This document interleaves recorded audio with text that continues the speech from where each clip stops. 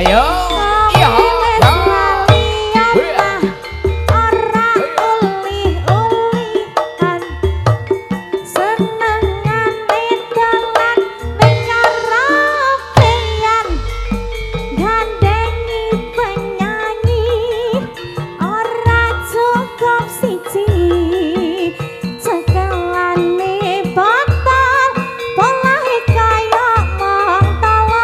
Mas Pelo rada nyedakno.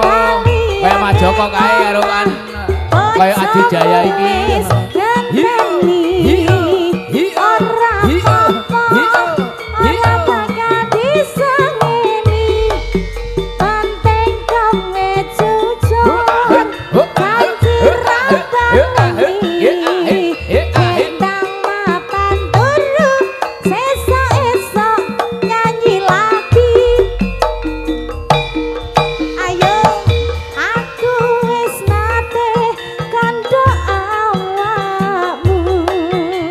Mas Yeno, Pak RT, saking Duangi.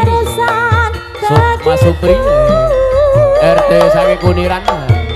Sumpah janji berarti siji loro.